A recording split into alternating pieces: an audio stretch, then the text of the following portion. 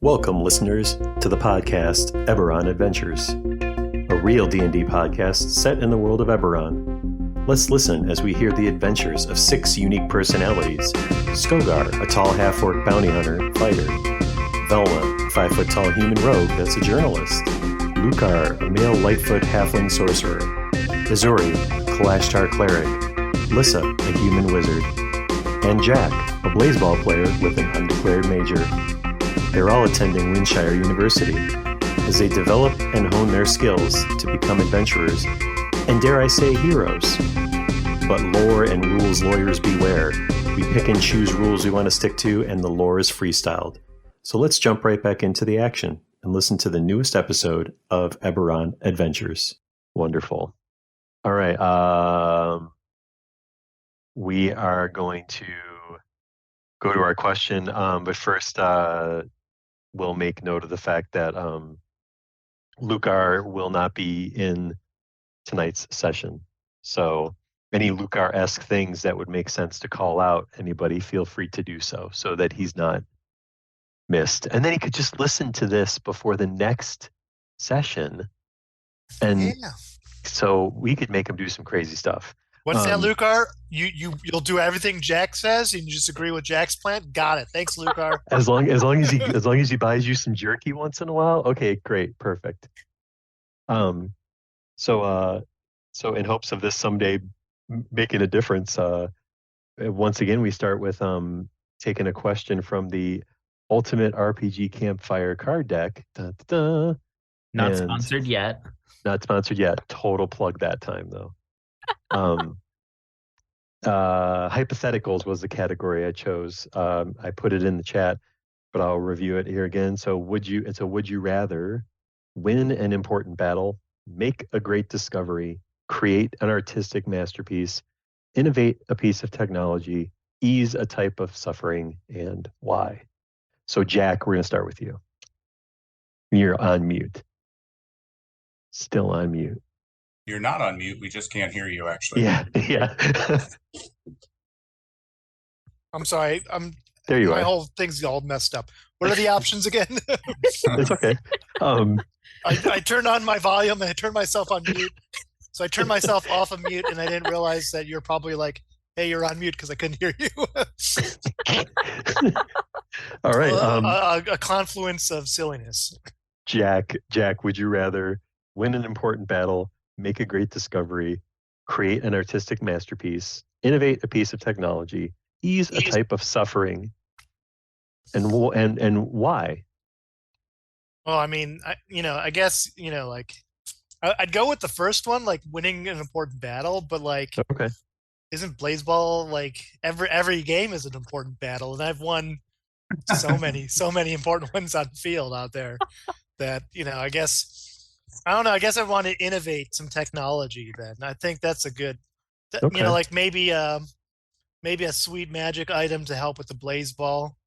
Okay. Or, like just I think I kind of want to innovate the game, and if I have to do that through technology, that's what I'd want to do. See, I would ask why, but I mean, it's pretty obvious. You want to be the very best that ever was at Blaseball, and that's all there is to it. I mean, that's what I strive for, is to be the best. Yeah. But also, but humble at the same time, as we've learned. Absolutely. I mean, so not any of you are more humble than I am. Velma, what would you pick and why? Hi, I'm Velma Madani. I would pick a subclass of make a great discovery. Every reporter's dream is to get the big scoop, and so I think that's the closest one to it. That's a good one. I'd like to know what Skogar, which one Skogar would rather do. Skogar would rather make a great discovery. He spends a lot of his time surveying the lands out in the Shadow Marshes, and out of character, Skogar, has actually made a pretty big discovery, and he carries with him an evidence of that, and he doesn't quite know what it means. So he's making a discovery. He knows. He just doesn't know quite how that ends up. Okay.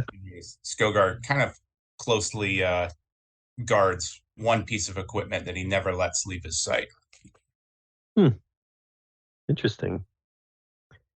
That's some good little morseling there of Yeah. Well, and to you, the DM, that would be the shard that he carries. Yes. What about eeny, meeny, miny? So yeah, Lissa. What would Lissa rather? So I agree with Velma and Skogar. I definitely want to make a great discovery, specifically in mage breeding. The animals are just so beautiful, and they can be even more beautiful, I think. Just like make something cool and advance the field. Yep. Okay. Very passionate. And she really wants the recognition for her hard work and intellect. Of course. But see, I bet you though that as what Ezuri wants is something even more important than that. I mean, Ezuri wants to ease a type of suffering. It's his own suffering. This was kind of a giddy on this one. Oh my goodness. But between the dreaming dark trying to hunt me down, which is a form of emotional suffering that Ezuri has to go through, he also has his aberrant dragon mark that is on his right shoulder there that is a source of immense physical pain. He would want to ease both of those sufferings from himself as soon as possible, if at all possible. Poor Ezuri. I think there might be an apothecary that may have some sort of a prescription drug that could help with the pain of that dragon mark, but it may called a bar. But it may come at the what do you call it? It may come at the cost of like side effects like hair loss, suicide, those kind of things. The normal. Yeah. Leaky Fire bowels, breath, yeah, right. Fire breath, uncontrollable misty step, 5 feet. I would love that. That'd be great. More like it's side effects. Oh, that's funny. Too funny. I can't type and talk at the same time right now. My brain no worky. So who remembers where we left off and would care to share? What was our cliffhanger? Anyone? Well, the last thing Ezuri remembers is Olivia saying that she would offer us more money than her father would to help them fake their own death, her and Eddie, in this lake cavern. And that if we would do so and go show proof to her father, we'd get more riches than what he promised us. Okay. Yeah, that sounds about right. And unbeknownst to you, I took a picture of Edward.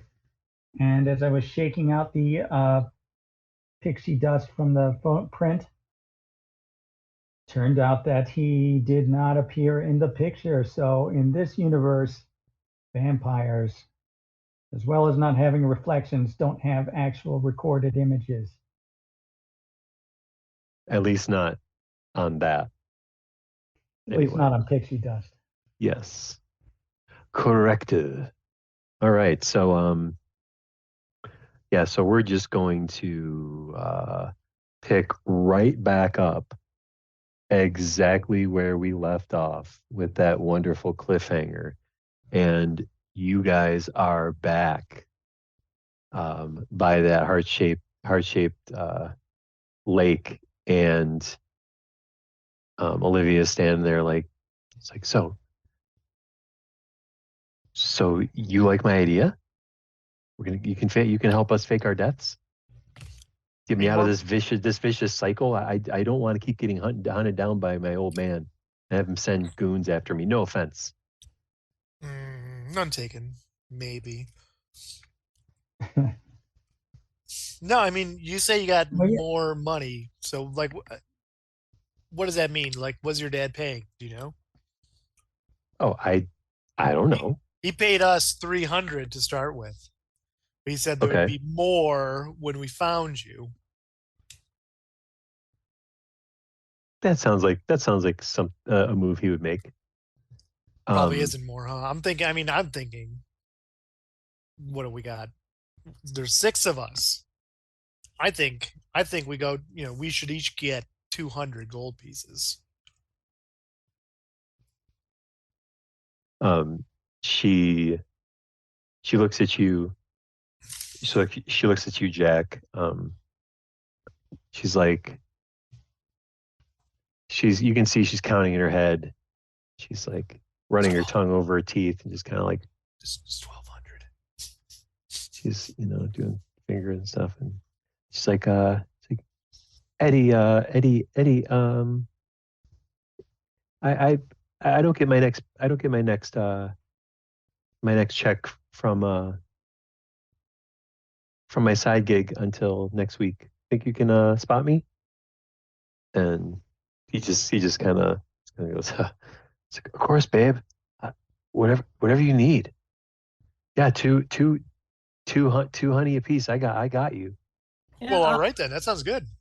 Olivia, I just wanted to say, are you really sure about this? I know what it's like to like run away from home, and like you just want to escape. But are you really sure you want us to like tell your father that you're dead? She comes up to you and she pinches your cheek, just like a little, and she's like, "Aren't you the cutest thing? I swear." The shy ones are always the cutest. And Edward's like, babe, come on, calm down. And she's like, I'll tell you what, as a bonus, I'll give you a free month to my just friends page. You can check it out for free.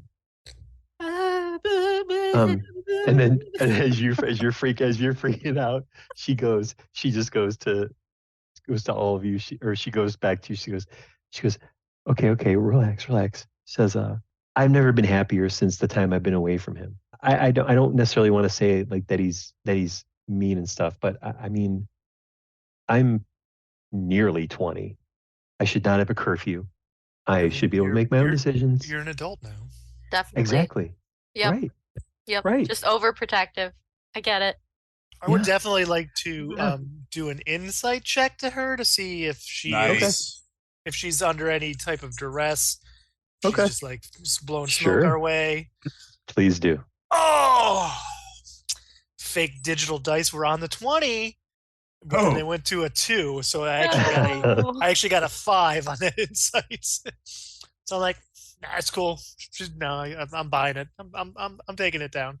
Yeah. I think she seems legit. And she I mean, I agree. Like, I tell you what, I've been on my own for a few years now, and more than I'd like to count. And it's because it was a harsh situation back at home, and basically, it was better for me to get out than to try to make something work that just wasn't working. That both parties aren't agreeing to. So Yeah. I'm with you, Olivia. Like, hell, yeah. Let's do this. and Edward kind of like, he walks a little closer to her, and then he looks at you and he's like, bro, when you say let's do this, you're talking about the fake death thing, right? And the money. You're not talking anything else like inappropriate. I mean, I'm right here. I mean, are you interested in something more inappropriate? Tell me, what are you into, dude? She's standing right here next to me. But I'm saying like group wise. Mm. Nah, I like to have, I mean, don't get me wrong. I'm fine. Whatever's clever, but you know, I'm a one humanoid kind of guy. It's cool. You know. I mean, everybody's Plus- got their thing, so you know. Plus, I mean, like seriously, I mean, how could I pass? She's a challenge. You know, she challenges me in the right ways. I'd like to No. incite this dude to see what he's She- he's talking about. There we go. She completes me. Aw, how cute. Then I you- got a 14. I want to see if this guy's just, you know, talking stuff, or is he is that how he really feels? So I mean, you get the like you get some low key vibes that he's kind of like maybe just a touch like exaggerating, like for her sake, but he really does care for her. Like All right, it's so he's just being melodramatic. He's being a sparkly vampire. Is what he's being. So all right. I mean, no, I just mean fake the death thing. That's all I was talking about, guy. I don't, you know, I slap him on the shoulder. I'm like, nothing more than that. Just, you know, let's go with the plan that we had. That's all I was saying. I mean that's fair. That works. That works. And then I was trying to think of something I could say that would work for the dog in the background, but I couldn't think of anything quick enough. Okay. So yeah, so Olivia's like, all right, so what are we gonna do? What's the plan? So you guys had a whole week. So what's the plan? Well, the way I see it, we've got two options here. We're all huddled up together here. So you're taking a huddle. A Yes. sidebar, yeah. Okay. We're gonna, Sidebar. Okay. Did So- Velma show us the picture? So hold on though, right before you say something, or as you just get ready to start saying something, Edward goes, all right, so, and he comes up to you, Lissa, and he's like, he puts his hand on your shoulder, and you feel like, it makes you feel a little bit like a little warm, a little lightheaded, you know, Mhm. and he's like, okay, listen, he's like, we can be on opposite sides of this cave here, and I'm totally going to be able to hear you, even if you whisper. It's like, so you might be better off just, I mean, well, if you go into the next room, you're not going to be able to lie to each other. I don't know if that matters or not, because you seem to all be like a group hanging out, friends kind of deal going on. But I think you should know that like I'm going to be able to hear you. So I mean, unless someone's got a cone of silence spell or something crazy, like I think that's okay. I don't think we were trying to hide it from you. It was just sort of out of convenience and respect to like not do it in front of your face. But yeah, either way. He's like, bro, it's cool. I just want to make sure you know, because like I would hate for you to come up with some, you know, because planning is not easy to do. Planning takes time. Really well thought out stories take time. So you can't just like make it materialize out of thin air. What there's some fancy, I don't know, like a machine, an artificer machine or something where you can just give it a prompt and it's going to do a story for you. I mean, come on. That's not possible. topical. Sounds That pretty seems- cool. That's, I mean, fair, but that doesn't exist. Anyway, whatever. I'm going to go Is over here. this the I'm going to best swim with, plan anyway? what's that? Faking your death, is this the best plan anyway? Because before we took this job, I told Olivia's father, Marcus, that he ought to prepare himself for just a situation that she just does not want to be at home with him anymore. So then why don't I Olivia take a interrupts picture you. of the happy couple? Olivia interrupts you, and it's just like, yeah, so you get it. I You get do it. You can You can help me fake my death. I'll give I you'll want have to enough point- money to get a better camera thing than what you have now. But here's the thing about faking You your gotta death. shake it. Your dad is going to find your just friends page. Oh, that'd be eventually awkward. and find out that you're still alive. So that's gonna happen. So, why don't I just get a picture of the happy couple and just convince him, because I told him that this was going to happen, probably going to happen. I didn't believe the vampire angle to begin with. And well, whether she agrees to or not, I'm going to take a picture, try to frame them both, So, but mostly her. so Olivia is like, Olivia comes up to you, Velma, and hides her face, and she goes, and she says, she's like, bitch, you better not take my picture without my permission. Either this is a fake death or it's nothing. And she's got her hand like over her face, so you can't like really get a good shot of her. And Edward's like, How Edward's are we starting going to get a picture of a murder-suicide? Nobody's going to believe we killed you. How do we She get a looks- she looks murder-suicide over- if we don't show how happy you are together? She looks at the rest of you guys and is like, what is this? Are you part of this plan? Is this what's going on? This isn't going to work for me. No, I Yeah, mean, well, this how is else- simple. Go ahead, Skogar. Skogar's got, yeah. Go ahead. How else are we going to convince your father that as to why we didn't bring you back, which is still an option? That's so cute that you think you could bring me back. Guys, it's simple, right? We got here. You are already turned into a vampire. We fought both of you as vampires, brought you out into the sunlight. You both turned to dust. We come there to Dad with a couple of bags of dust and say, "This is your kid. This is the vampire." Simple, Foolproof. simple, simple. She says, "See, now I see. This is why I like this guy, because he's a thinker." Now, to be fair, I'm a little bit worked up because I'm getting a little bit tired of this crap. Not from you guys, but from him. This has been going on for a while, like easily like almost a year now. A year. Oh, that's so long. A year. Girl, you hear what I'm saying? Goodness gracious. Ridiculous. Ridiculous. But listen, I don't want. And she points at you, Velma. She's like, I appreciate that you care about people, but really the options are either you guys can all leave, and my boyfriend cannot eat all of you, and it'll be cool, or you can make money and help me look like I'm dead, and GTFO, and I go live my life, and everything's great.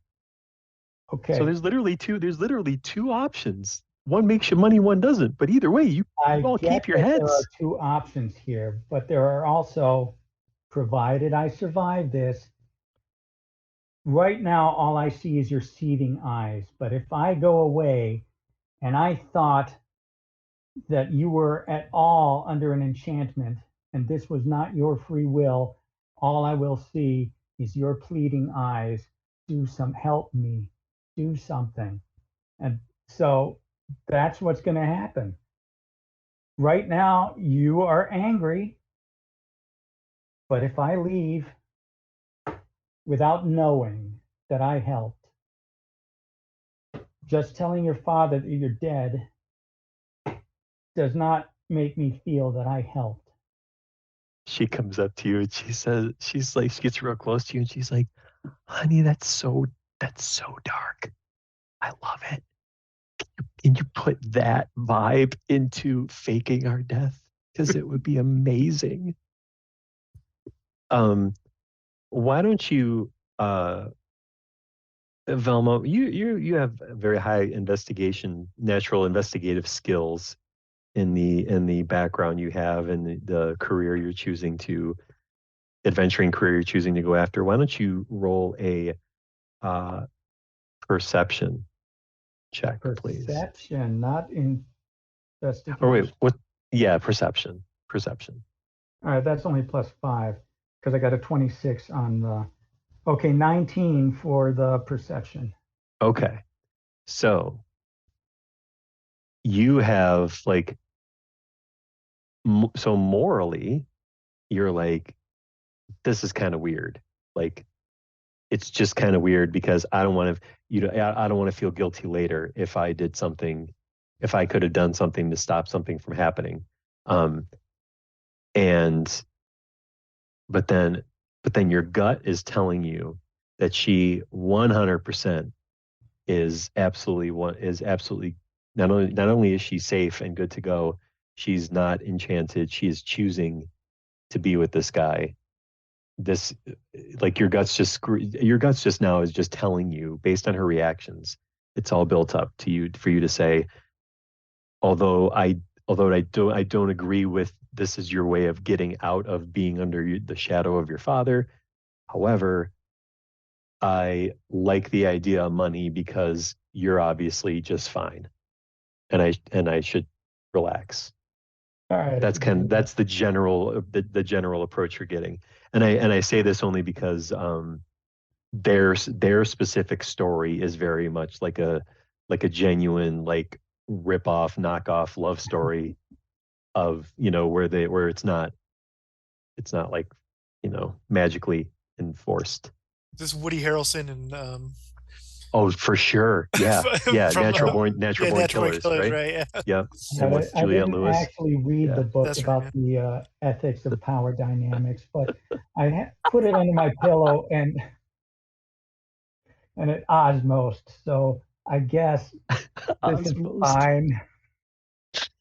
According to as much as I got through osmosis, I guess this is fine. You haven't got to the last chapter yet. Right? No, I think this is okay. Yeah, We have to make that a phrase, osmosed. That's awesome. definitely. Okay, next. So if we don't like the bag of dust option, we get 2 fake skeletons or real skeletons, stick some stakes in them, boom, two dead vampires. Do we want to go down the whole, like, she's a vampire brood and she was staked to death? That seems kind of gruesome and like a lot for her father to handle. But Would it I'm cause saying, more emotional distress? Well, okay, who's going to believe that we defeated a vampire? Nobody. This has to be a murder-suicide pact. so we have the skeletons only thing facing we can do. each other. They face Right. each other with a double-edged stake, like they rammed each other. Ah, there you go. Yeah, like a 2-headed stake kind of thing. Yeah. hmm And they ram you, like they embrace, like a beautiful last embrace where they stick. Oh, that's actually might very work. beautiful if you think about it. I mean, that's how I'd want to fake my death. Did we ever mention that, like, maybe she's not a vampire and maybe this guy wasn't a vampire? Did her father ever say anything about her boyfriend being a vampire, or she just like ran off with vampires, or like Her father said she was kidnapped by a band of vampires, so there's clearly more than one. Right, I'm saying. I'll produce a blank photograph. So this guy is obviously a vampire. I'm trying to ascertain whether the girl is. But if she wants to fake death, who's to say she's not a vampire already? I mean, her father won't believe that he's kept her immortal all this time. So, I mean, he'll believe anything. Olivia, did you tell your father you, like, ran away with a boyfriend or something, or is it just your death that we're gonna have to go ahead and fake here? Like, do we have to worry about the other guy in this situation? Do we have to worry about Eddie? I mean, yeah, could we just fake it that someone else killed her and we just found her remains? Bunch of murder hobos came through. Right? Just killing On people tour. willy-nilly. Not the murder hobos, but some murder hobos, came through, like, heard there was a vampire, Right? And then she was caught in the crossfire. just came through and- staking like willy-nilly, with that. Yep. Okay, so Olivia comes up to you, Lissa, and is like, girl, I think your ideas are in the right place. Just need to workshop it a little more, maybe. I'm thinking. So Okay, so here's the deal.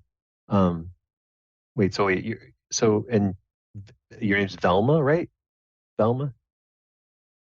Yes, and you don't actually show up. Well, your boyfriend doesn't actually show up on film, so I can't take a picture of a gruesome murder scene. Yeah, yeah. Okay. Um, so my dad, my dad knows, Marcus knows that I'm with Eddie.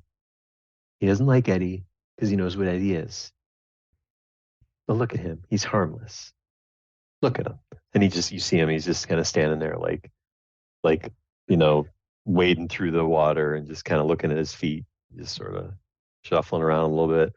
And he's just whispering to himself about it. He said, got your shallot chips. They're going to just get cold. Nobody's going to eat them and they're going to be gross. These guys need to hurry up. Turn this guy into a vampire in the first place. so he's just getting all like kind of whiny, and she's like, babe, Eddie, babe, don't worry, we're gonna be done soon. We're gonna be done soon. Hey Velma, are we sure that like Eddie's not the one being coerced here?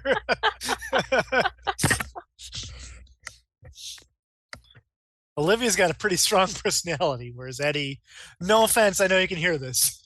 He's like, no, none taken. It's fine. No, I see love. I see is love between you guys. Sage whisper.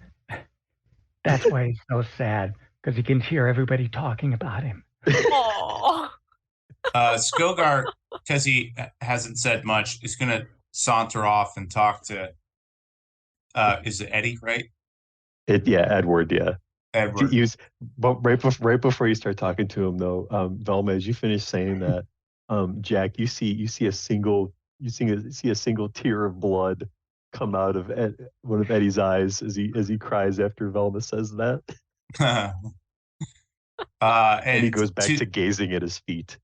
So Skogar kind of goes over to him to distract Edward from talking, and he'll just kind of, we don't have to evolve a conversation or nothing, but he says like, hey Edward, like, so what's this whole like vampire thing about? Like, I knew a few out in the Shadow Marshes, and he just like tries to start to carry on a conversation to keep Edward occupied so that he can't really pay attention to the other conversation. Look at this guy. Faking his own death would be the best thing that's happened to him. So Edward's like, Edward, because you can't say something like that to Edward and not expect a very lengthy explanation. So he starts. That's what I was baiting him into. Like, my lamentable tragedy started with. So he starts to say like, it first started back when I used to do poetry slams pre-morning, and my life had so much more meaning.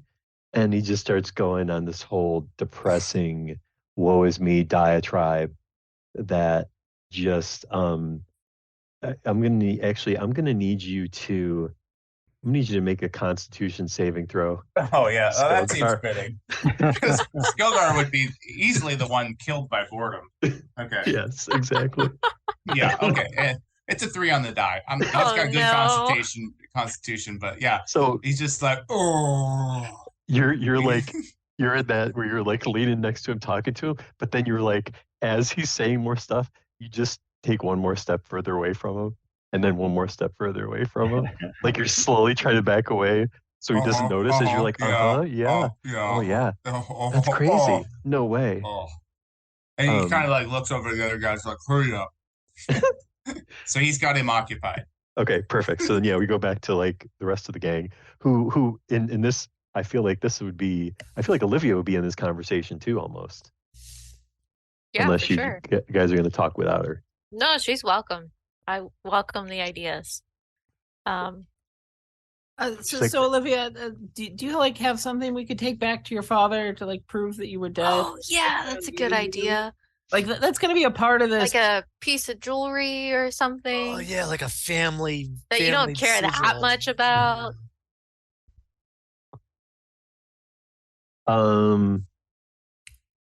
roll a persuasion. I'll let whoever has the best modifier roll. Persuasion. I've got a +2. I got +4. Yeah, that's Jack. Hey, so what do you got for us? Something we can bring back that'll prove it. That is a 23. As I lay on the charms that only She's like, Jack can bring. She's like, I have just the thing. And she turns around, like, now mind you, the towel that she has wrapped around her is pretty big, right? But Jack, give me a perception check. That is a 24. Motherfucker. Okay. So you see, first you see I've seen like, everything. I've seen it all. You see like,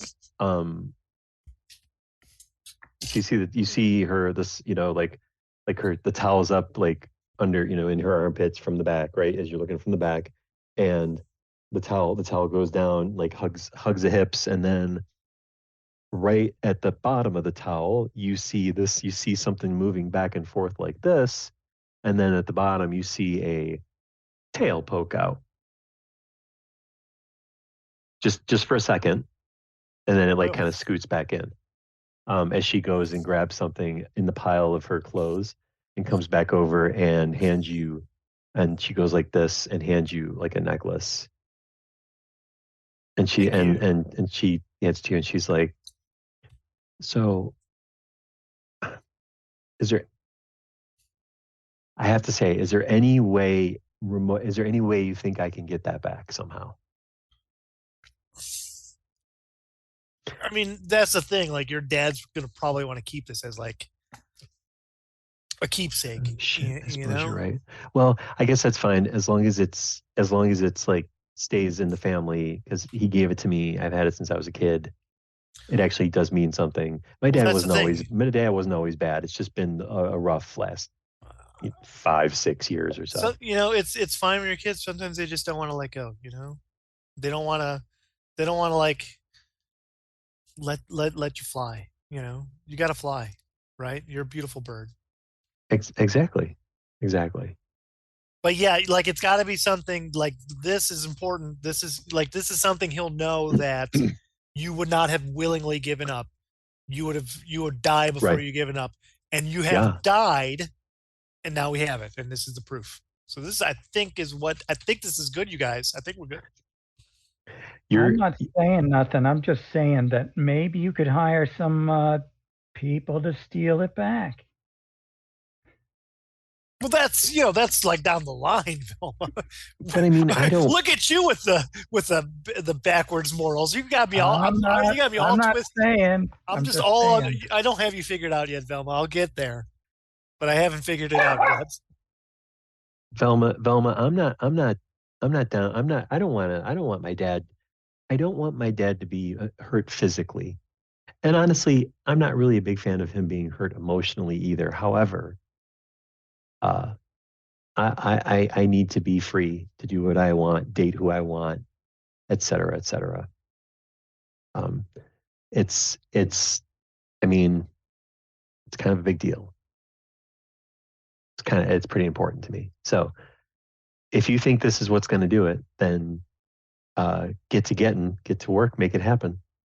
And we'll, so what did he say? Did he say to see him, call him? Like, what was his direction? It was to bring you back. Okay, but that's not happening. So was it to come back? Was it to go back to him with either me or whatever you found out, or was it to call him first, or what? Like, what was? I believe I was going to go back and find him at the. I'm pretty sure it was just like take you back with proof, but if we come back right, you're dead, then that's. However, that's true. He wanted us to bring you back, but I told him that he should be prepared for the situation where this wasn't a vampire abduction, that you had wanted to go. So. But we're telling him he's dead, Velma. She's dead. We are. That's what we're going to do. Mm-hmm. But he's got to be prepared that you're not coming. Look, dude is Yeah. gonna be sad, okay? Yeah, there's mentally prepared and then there's emotionally prepared, and I don't think he's there. Like he's not gonna know. He's not gonna feel like until we come back and say his daughter's dead. It's like Right. I think he knows somehow. Like he knows that it could happen, but Mm-hmm. until we come back with this, I mean, it's gonna be a sad scene, dude. So like, It's gonna be is it- sadder than Edward over there. Jeez, Oh my! that's sad. What's Skogar? Is he all right? And like you see Edward, and you see Edward has his arm around Skogar at this point, like this, and he's like, yeah, you know, it's been really hard for me. You know, I'm so glad. You're like a really good friend to me. Man, we gotta Yeah. wrap this up. Right. Is the necklace enough, or do we need like any photo evidence? Are we bringing back a bag of dust? I mean, I think we need a photo or something, because if we have someone with a camera and we say we didn't get a photo, it's gonna look kind of suspicious. So I have doesn't one give me idea. permission to take her photograph. I can't take her photograph. It's going to look really stupid if we're trying to stage her death and she's got her hands covering her face. We have the necklace. I think that's enough. She goes up to you, Good Ezuri, and she's enough. like, what were you gonna say? So I had an idea. We could I have this like sticky strong taffy and such, and I think if I broke a couple crossbow bolts and like just had the like ends of them stuck to the taffy, and then stuck that to you, we poked a couple of holes in your shirt or something, we could it'd look like you got shot a whole bunch. We could sprinkle a little blood on you, and I don't know, that might be pretty convincing right there. And so she looks at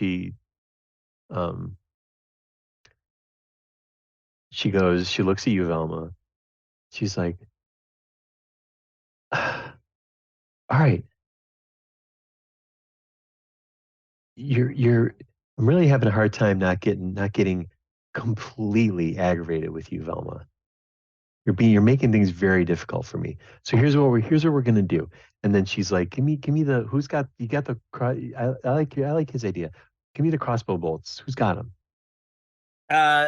Ezuri has them and he digs them out of his pouch, as well as one piece of the tensile taffy. And she's like, what's the taffy for? The taffy's you like stick the end of the bolt in there, and then you can like wrap it around you or something so that they look like they're sticking out of you, but we don't have to like jab you with them or anything. It's like, I'll give you you get extra credit for the idea, but here, I got it. And then she takes like 3 bolts in her hand, and she like lays down on the ground, and she just like, well, first she takes her towel, throws it over to the side. She lays down onto the ground, and she goes, takes a deep breath, holds her breath, Wait. Which one of us shot you? and then proceeds to just stick 3 bolts into her body herself, like one here, and then one in her stomach. And she's like, I'm gonna make a dead face, take the fucking picture, and let's move on. This freaking hurts like a son of a bitch. This needs to look real. And she goes, oh, Velma, come on. go. Taking a picture. all right, deck save. Hold that. All right, I'll do a dex. Because this is like split-second reaction type stuff. 6. I missed it. Can you hang on? You moved. Let me do it again. She's like, I swear to God, Velma, I don't even know you. I want to kill you. Hurry up. I get that a lot.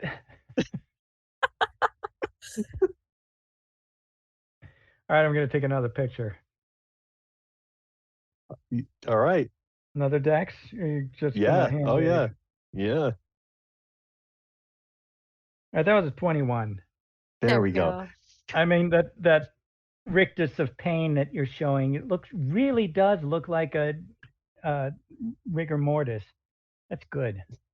She like sits up, and she pulls the bolts out of her body, and then grabs a towel and stands back up and wraps it around her, and she walks over to Edward, and she pulls Edward away from Skogar.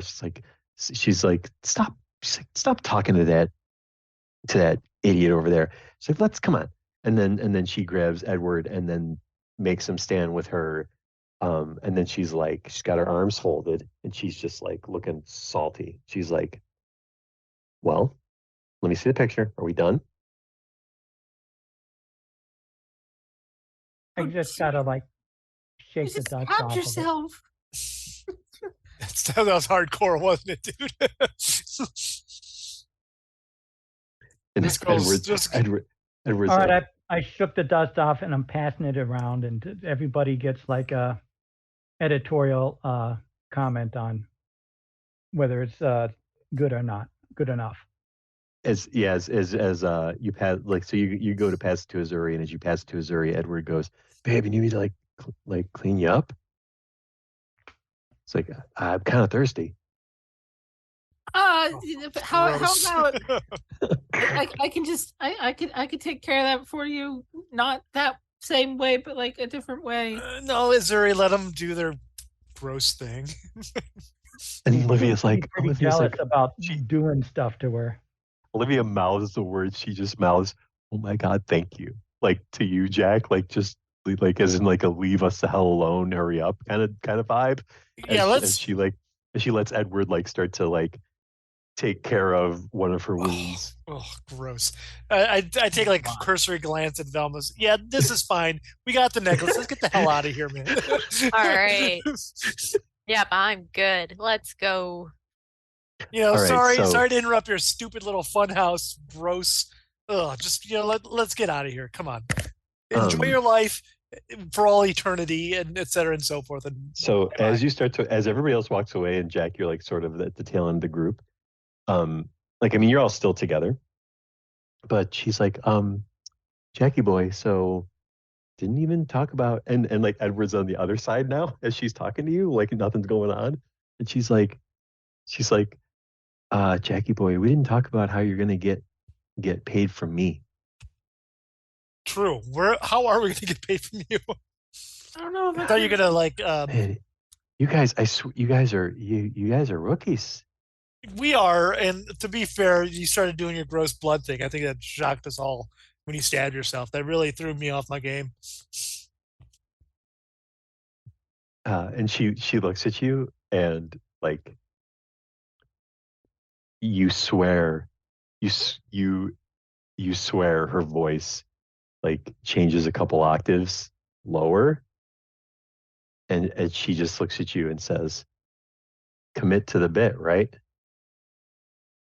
And then she's like kind of leans back a little bit. She's like, so, and her voice changes back, and she's like, so here's what I'm thinking. So we said 200 gold each, right? Yes. So here's how we're going to do this, because there's no easy way to really transfer money like virtually through the air. It'd be great if there was, but it's not how it works. So what do these magicians do all day? So they make like electric flying trains and shit that nobody really cares about, So money now. so here's what I'm thinking. So Eddie's gonna smell all of you, so he can get a smell memory of each one of you. Oh, this is getting weirder by the moment. And then I'm going to pay you. But if my father sends anybody else after me, then I'll know you failed, and then I will send Eddie to kill you all. Well, that hardly seems fair. I can't control what your dumb dad does. And he can probably get some of his other emo vampire buddies to what we do in the shadows type weirdos to come with him to visit you guys. No, this is fine. So like, how are we getting the money? Like, your guy's gonna smell us out? I could just tell you we're at the Windshire University. He's yeah, but see, I know, like school's about like 65, 70% over for the year. You're gonna be going home. So I don't know where all of you live. I don't want your addresses. I don't give a shit. I just don't want my father to come after me. And if he comes after me, or sends anybody else after me, then and she says again, Jack, she says, I will know you failed, and I need you to do a wisdom save. Dumb. Lissa whispers to Ezuri, "Is this what they mean by high stakes assessments?" Gonna be stakes involved one way or another. 14. I like steak. So That's what Lucar says from the back. I don't have some steak. Steak? Did someone say steak? So Lucar. So Jack, you are you 100% agree with her idea. Like your mind, it's just a switch in your mind. You're just like, nope, I'm all in with this idea. That totally makes sense. No, yeah, you got to have a backup plan, and that just totally makes sense. So sniff away, bro. Thank you. And then Edward just comes and he just goes to each one of you. He just goes like from here right up to here. He just goes and Dude, that's not creepy. and he goes he goes up to you, Ezuri, and he really slowly like pulls your hood like kind of like this, and then he sort of like nuzzles for a second, and then sniffs. Just does it a little bit differently for you, a little extra creepy. I wish I had a turtleneck sweater right now. And he's like, and then he says, I need a bath. he says, I really like the quiet ones, the ones that are more quiet than me. And he takes this, he reaches into a pocket, pulls out a mean satchel of gold, and just throws it to you, Jack. He's like, there you go. And let's see, 1 second. I think it's real quick.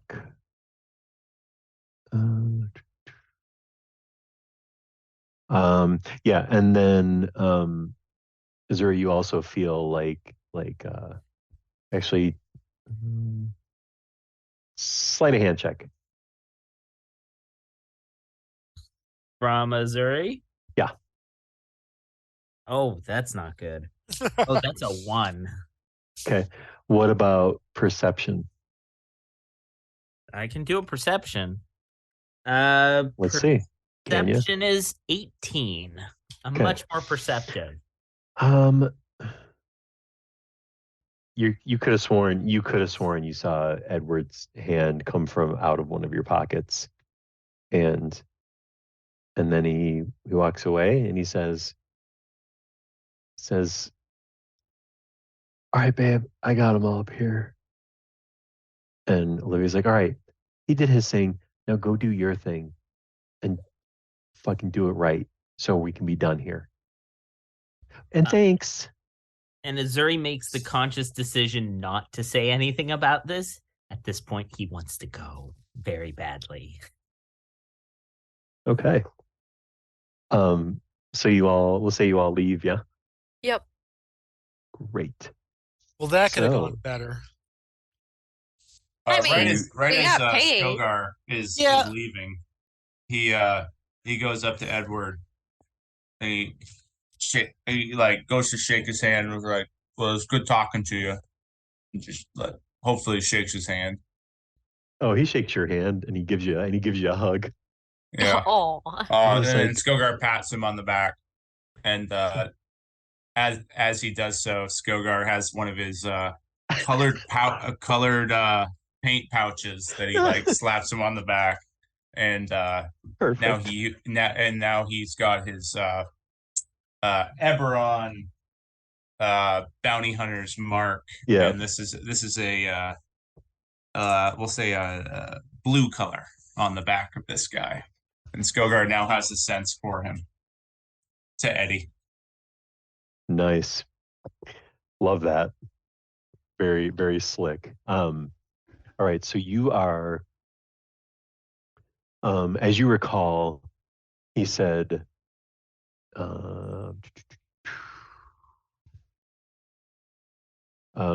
he said that he wanted to meet you in the Dragon Skull Tavern in Erexel, is where you would be heading. Let me pull that up right quick. I'll pull the map up and show you. Velma, I had your idea. Like, I was going to reveal the friends page to the dad, get paid by the dad, get paid doubly. But girl was thinking, she's a smart cookie, and now we got Vampire Sniffer over here on our case, which, you know, I think at the end of the day, I don't think we have to worry too much about Sad Vampire Guy. But, you know, I guess we should maybe hold off on, revealing the truth to Dad and just be happy with the 1,200 gold pieces we got. I think that since they got, they're planning on hunting us down at some point, that maybe we shouldn't all scatter to the winds this summer. We should just buy a van and we should just all hang out. Yes. Paint it nice, so that nice when they green. come for us, Yeah, it purple won't be and green. one at a time. There you go. Road trip. So you guys are right just to the north of Iskelios here, and you are going to head towards Erexel. So we'll do a little fast forward type stuff for this little part here, and you guys found yourself a little quick little coach, magic coach to take, and for a very reasonable rate for the group of you.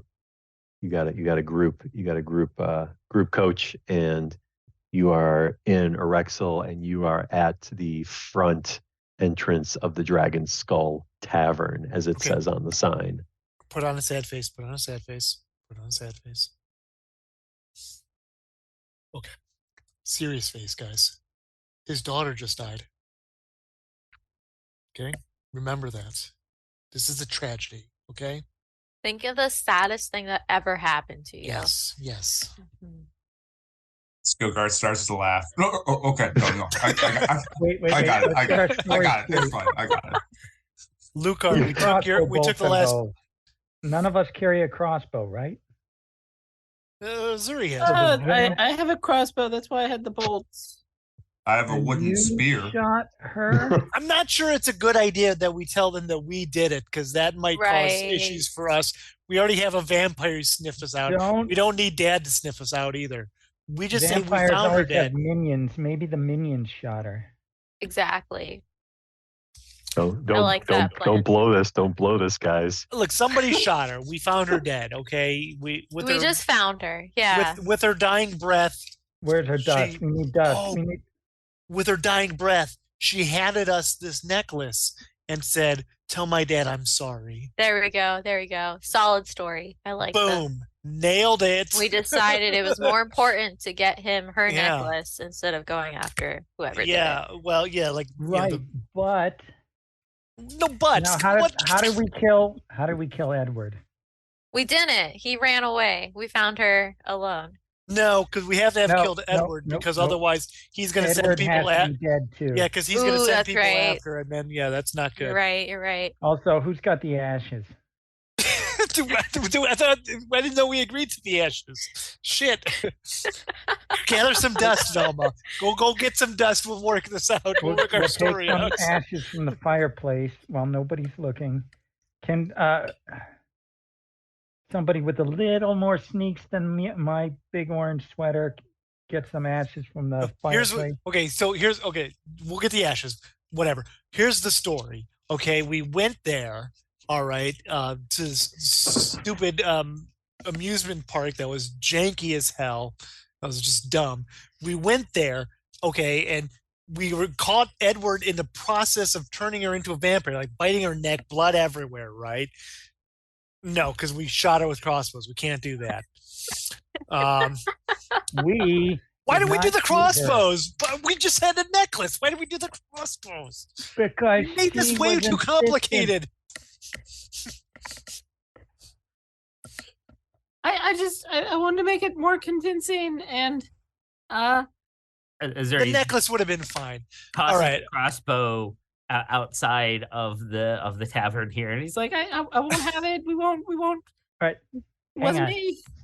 I can rip up this photo right now. Then we don't have to worry about the crossbows. Are we good with that? Or do we need... Yeah, I'm good with saying like we showed up. He was about to turn into a vamp. Oh, okay, we could say like like she was cursed with the vampirism, and she knew that she either had to die. And I just don't feel comfortable saying that we killed her because that would be bad. Skogar? I'm totally happy Remember, saying we killed the we- vampire. Like we that's did not totally kill cool. her, Skogar. Remember that. Okay, it gives you a big wink. Ooh, yeah, we didn't kill her. I got it. Can we blame those guys who were at the first park thing? I forget what they were. They were awful, so I think so. I mean, there could have been anyone at the park. Oh, the attraction! But she got stuck by an attraction. Those attractions were pretty awful. They were. We found her. Sad vampire was there. He blamed us somehow, Right. and then we got into a fight, and we had to Yep. kill him too. Exactly. We should have burned down that amusement park while we were there, but that's we can't go Beside the back to do point. that So now. much going on. Yeah. But yes, she died from an attraction. Sad vampire went into a rage. We had to kill him too. Clean and easy. Perfect. There we go. No, we right, did not all right, kill all her, right. so we're all good. Velma, I would like you to really bite your tongue when we're talking to Dad. Really, please do. Maybe Jack. Maybe you should just do the talking. Can I pick? And we'll stand in the song yet? background and look I want really to say sad. that Ezuri was the Why one don't... who's... Hey, I why want to don't say Ezuri say- brought that up. I didn't say that I should do the talking. Ezuri did. I want you to know that Ezuri elected me. Why don't I I think it's a soften great him up idea, first Zuri. by telling him that No, Velma, no. he No. ultimately killed her by driving her away. Or you want me to sit on that, right? I mean, this dude's already going to lose his daughter today. I don't think we need to All right, give who's him this opening? All right, who's extra opening guilt the- trip. All right, time's I'm up. really Who's trying to opening the- figure out. Lissa's opening. She's Who's like, opening the okay, door? we're ready. There you go. Lissa's opening the door. So let's say you open the door and you walk in, and the rest of the group is reluctantly following behind you, Mhm. and I grab up my crossbow before I walk back in. and you see so My head is let's hanging, see. not in sadness, but in shame. Yeah, so But as it you looks the same. Good enough. as you walk in, you see a few patrons scattered around the tavern, and then you see Marcus, and he's sitting at the bar, and he's just drinking heavy, and he's just like pounding, he's pounding a mead, and then he's doing a shot, and then he's pounding another mead, and then he gets another mead, and he's drinking it real slow, like and just staring into it and holding it, and he's just like kind of breathing heavy. And then he turns out of the corner of his eye, and he sees you, Lissa, and then sees the rest of you behind him, and his eyes get all big. He's like, hello there. Did you find her? I take like a big sigh. Marcus, we did find her. This is gonna be so hard for you to hear. And I just, she didn't make it, and I just hold up my hand and I let the necklace drop. She was gone. No, can't be. And he grabs the necklace very violently out of your hand, and he holds it, and he's squeezing it, holding it up against his head, and he starts just like body sobbing quietly. I grab him, and I just start patting him on the back, and I I lead him to his chair, and I'm like, I'm so sorry. I'm so sorry. I just. Sorry. I'm so sorry. I wish if we would have just left so much earlier. Oh. He's like, as you raise your start say, we're so sorry. He looks up and his eyes are like fiery red with tears, and his face is red, and he looks at you, Skogar, and he's like, did you just fucking laugh Skogar at bites the his death tongue as of hard as he my can. daughter? Skogar bites his tongue as they told Velma, as Jack told Velma, as hard as he can. Roll With his a orcish teeth and fangs, he bites his tongue. roll a Ow. melee attack on your tongue. Yeah. Dear Lord. Oh my god! It's fucking crit 20! No way. Oh shit. Oh my gosh. Okay, all right, I got Oh, this. no. This is great. So Marcus is leaning in, and he's like, cause you're like standing, like he's at the bar, and like Jack and Lissa, you're probably the closest, in that order, and then Skogar, you're a little bit down towards the end of the bar almost, and you see how mad he is at you, and your eyes get really big, and you being like, although you're not like an easily intimidated half orc, you and sometimes one might say oblivious to things, you know when to say when sometimes, and this is one of those times, and so you're like, what did they tell me to do? What did they tell me? And you just bite your tongue as hard as you can, that's and you 100% bite what you bite happened. All you of that. bite you bite so hard that you bite the tip of your tongue clean off. Ooh.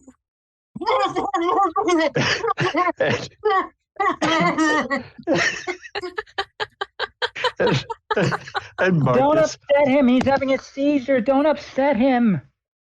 Marcus's jaw like drops, and he's like, what in the shit's wrong with you? I pull Marcus away. I'm like, the vampire shit. Okay, I didn't want to get too into this, but like, the vampire was there. That fucking guy was there, and we were like, this is your fault, man. So we were like, you know what? What would Marcus want us to do? He'd want us to avenge his daughter. So we fought that vampire. We fought him, and he did some crazy, like, weird eye shit to Skogar. And Skogar has, we've been, like, we need to get him to a cleric. We need to get him to a church to get him sorted out. But he's messed up in the head, man. And like, He I'll he leave, literally just Skogar bit out. his fucking tongue off. he's torn up. He has no idea what he's doing, man. All right. The vampire did some really, really terrible stuff to us. Skogar, you'll be okay. And I'll give Skogar a cure wounds here, as I'm like, you'll pull through here, buddy. We're gonna get you to someone with a little more experience than me. Yeah, why don't you take Skogar to that place, okay? Right now. I heal you for 10 points, and then Ezuri will like try to lead Skogar out of here. Skogar, do you resist being let out, Skogar? No, he goes out and he's going, and he starts laughing again as he walks out the door. Ah, poor Skogar. So His mind will never be the same. Right. So Marcus is like, I need you to roll a persuasion for me, Jack. Jack needs to do that? Uh-huh. Absolutely. Persuasion, you said? Yes, 100%. That is a 14 on that. I wish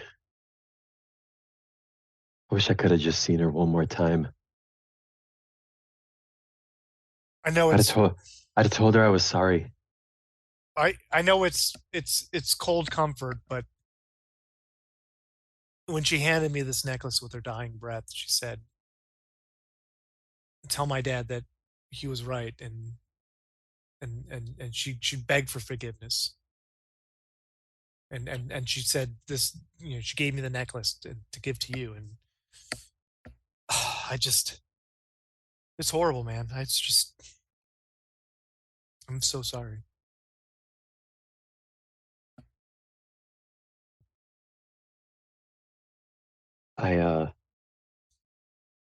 He says,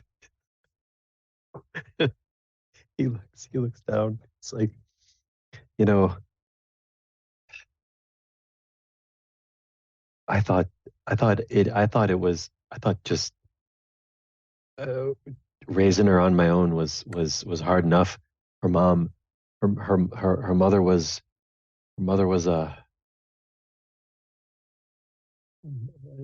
is, not was, uh, is a succubus, and she left.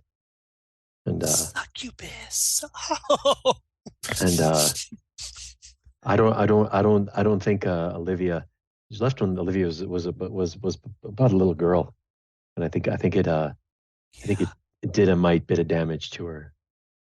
But I wish I could have, That makes so much sense. I wish I could have seen her one more time. I'd have forgiven her for everything. I'd even try to give that rat fuck boyfriend of hers a chance. And He's that so, guy's a real douchebag, wasn't he? Oh my god. he's just so uh there's a namby pamby. So sad bastard. Like, just go to therapy or something. Jesus. Well, which he looks, so it's, yeah, he looks at you, Jack, and looks at you, Lissa, and then it's like, so he doesn't look at you, Velma, but he includes you and says, so the three have a, why don't you have a, maybe have a drink with me before you leave. Marcus, it's on me. I'll take this round for you, for your daughter, for Olivia. And yeah, I call it Marky. What are we having? Some dwarven whiskey, some minotaur grog. It's kind of like it's kind of like a 1, 2, 3, and sometimes 4 if you're not on the floor kind of drink scenario. So I think we're having gin. I chug myself a mead. I take a shot. I chug another mead and then nurse the fourth one. Let's do it, bartender. So you guys are drinking with him. And then mind you, he had already been there for a while. And he's like, he says, so I did promise you money, I suppose. But I kind of feel like the the second half here should be a little bit negotiable because you didn't bring me uh, my daughter. And that's completely fair, Marcus. That's completely fair. So what are we talking about?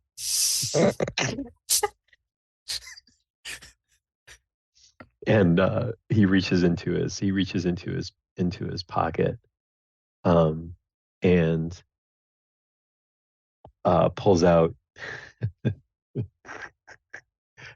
pulls out a pouch that has, because I rolled the die, so I just have to do what the die says.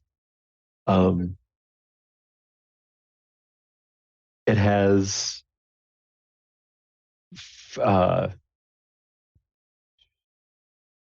two. So what was the first time around he gave you 300, right, Jack? Correct. Yes. Yeah. So this time he gives you 600 gold. So you guys are stacking some fat cash. So he gives you 600 gold, and he's like, I'll give you the full gold I was planning to give you, but I'm only gonna give one of each of you a special item. Not not your not your friend that done bit his tongue off, or the meek one that took him out of here, and that weird guy that just kept eating meat sticks. They can all you know, Hmm. take however much of the money you decide to let them know you got. But Yes, absolutely. Yes, absolutely, Marcus. and then normally he says yes, so you can each take an item. He's like you'll pick from the list. I'll have my crew ship it to your dorm room, to your school. And so after we finish this part off, we can take care of that part. He says, it's I'm not passing out on this. I'm not passing out on this shit floor. I'm going up. I'm going upstairs to my room, and I'm going to bed Marcus, and figuring out what the hell I'm going to do with my life. Marcus, take your time. Take your time. I'm just so sorry we couldn't do more for you. And I give him like a big hug. And then I, pat him on the back and send him on his way. Says the point is you tried, and he heads upstairs. And that is the end of the Merchant's Daughter. And I do Huzzah!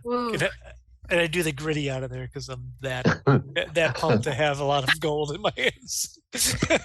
All right. So what's this? 300 a piece, baby. Right. So let's yes. So let's see.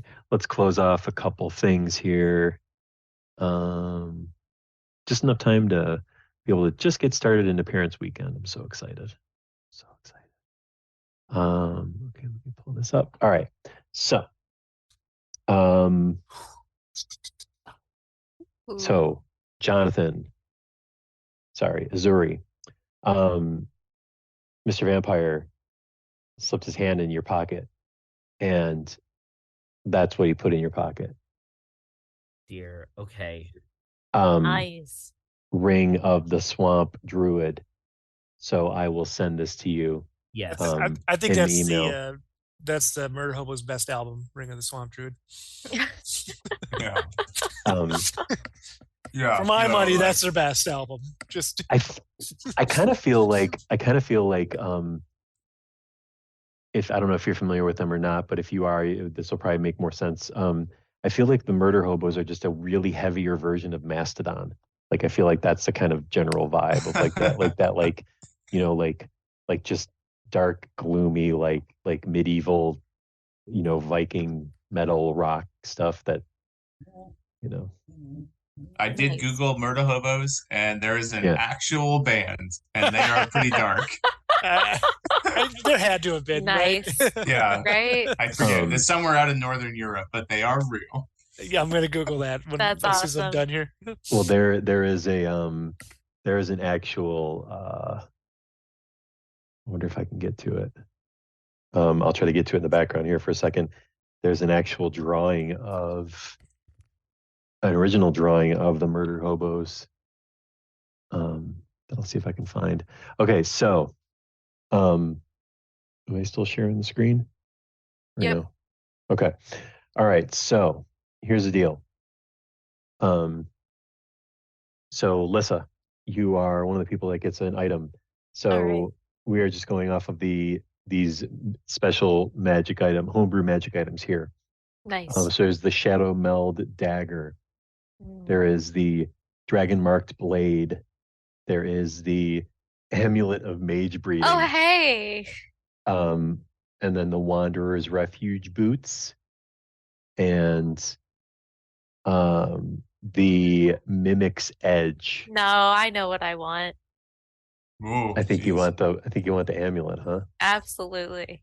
Yes. All right. So why don't you read that for a minute. My I'll cat's take a. I meowing. can take a picture.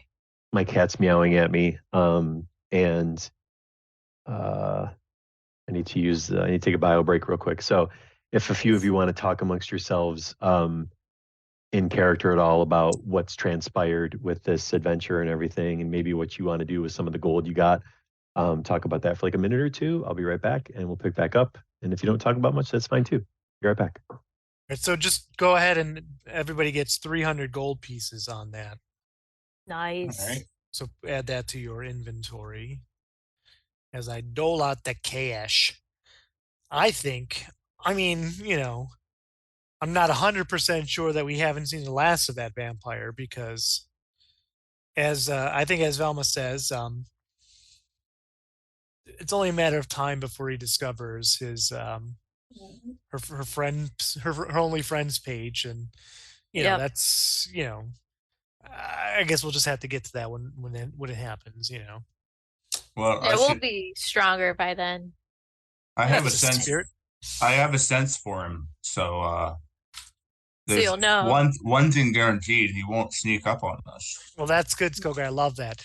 See, now my thought was, and I was going to tell the dad. I was going to get paid by the dad, but we got paid anyway. So like, We did. Yeah. I guess I'm not complaining. I was going to do the old double cross, but I think it all worked out. Absolutely. I think it was a great adventure. Yep. By this point, Lissa's had a few too many, and she's like, "Do you think my dad would be that sad if I died or faked my death?" And then she's like, "Don't answer that." I think the most important thing is to realize is that you make your own way in the world. Like Yes. like your parents bring you into the world, but you don't owe them anything after that. Exactly. Yeah, they can't control me. They cannot control you. You're your own person. You make your own way. Yeah, that's right. And if they can't accept that, that's on them. That's not my fault. That's right, Lissa. That's their deal. Mm-hmm. All right. So odds. Here, go ahead. I was gonna say, can I jump in, or you guys got a good I'm just going on? Good. I'm just saying you don't need parents. That's all I'm saying. I'm fine without them. Oh, so you're saying that you don't have you were talking about not having parents, is that? Well, I was just saying that you don't owe your parents anything. Like if they can't let you grow up, that's their issue. If they can't understand mage breeding, that's their problem. That's right. Oh yeah. Who needs parents? I mean, that is a pretty sore. It's a pretty sore subject, right? By yourself. Yeah, I like you, Jack. You speak good words. How many of those meads are you in? We don't have to do all 4. He's gone. No, I can do it. I can do it. I think we need to get Lissa home. All right, so you picked the Amulet of Mage Breeding, Lissa, right? Yes. Yeah. Okay. Cool. Hopefully you can use that to do some fun stuff. And then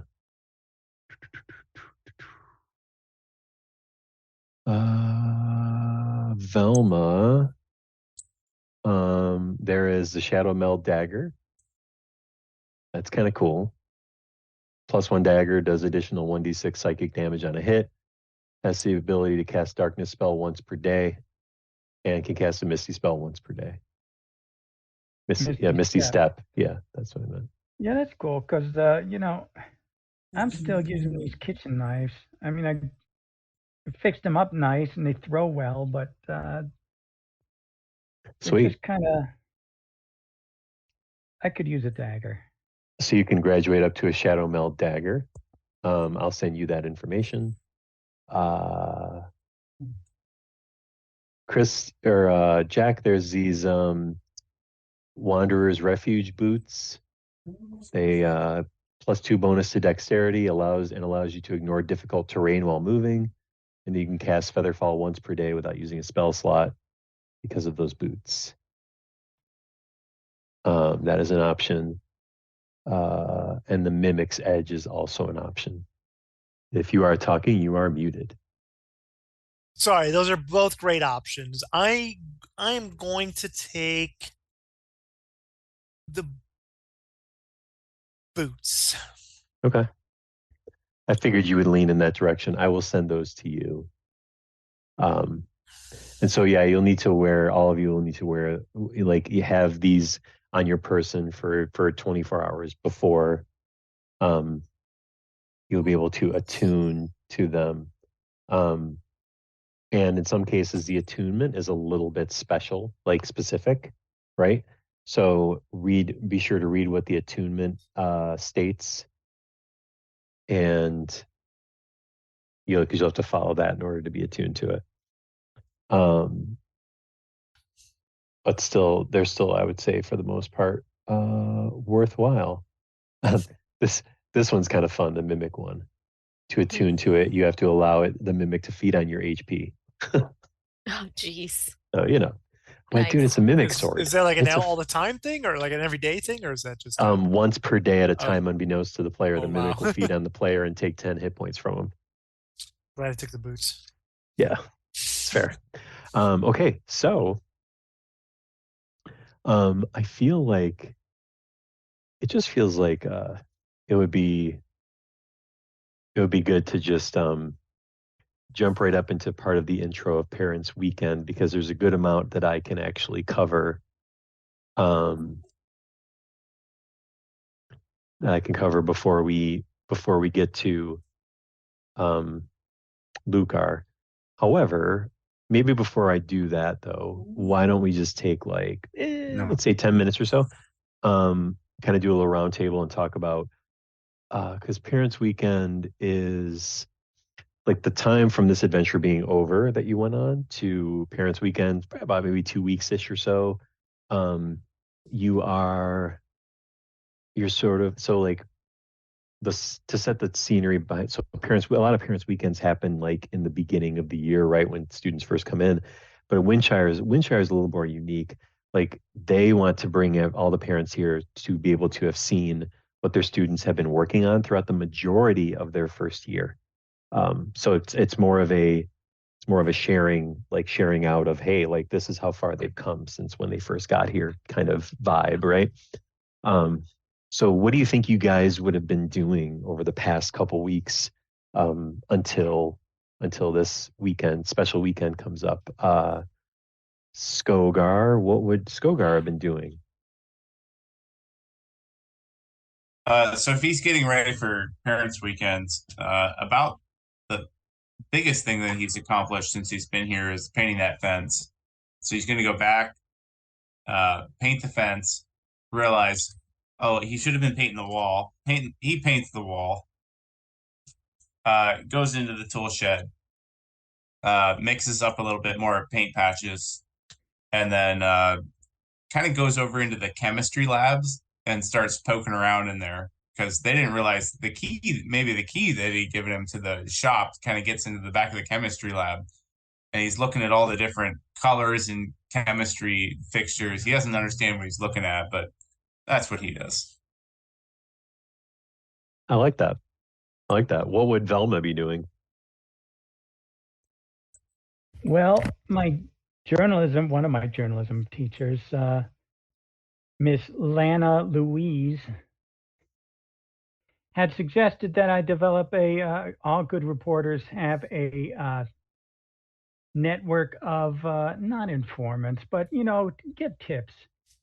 And so I decided to cultivate my relationship with the gnomes that we met in episode 1. The invisible people who just keep the university running. Nobody seems to mind. Nobody notices. And it turns out they like to play ping pong too. And so that's what I've been doing. And maybe I like that. Maybe that'll be a hook into a further adventure. There you go. The gnomes and ping pong. I dig it.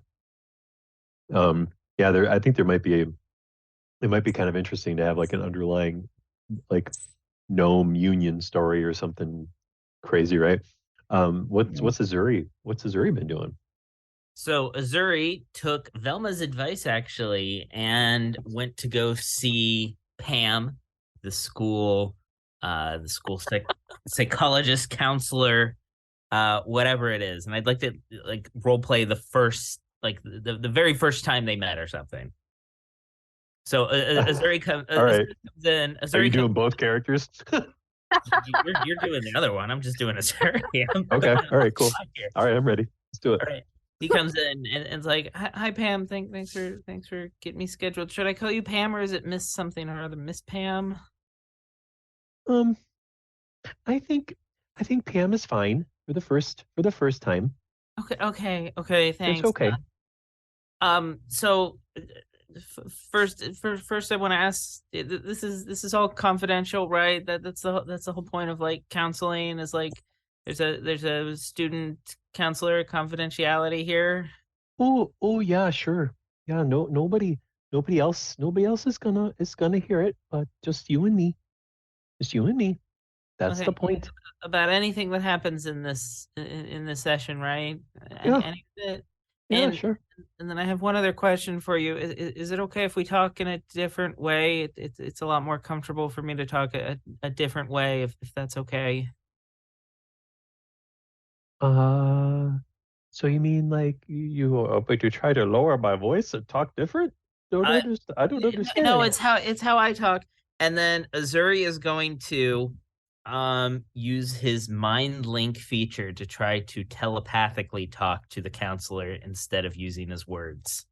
Okay. So in the counselor's voice, in the counselor's head, she hears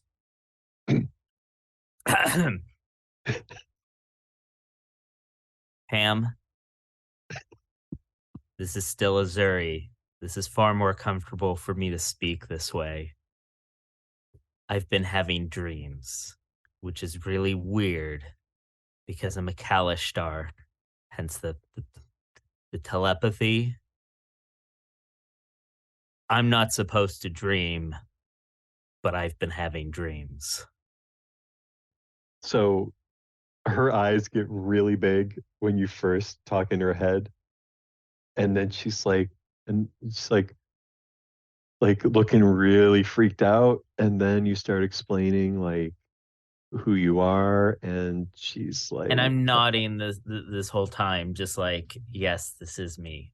And she's like, you see her like inhaling and exhaling through her nose very, very like at a quick pace, and then it slows down, and then she starts to slowly nod her head.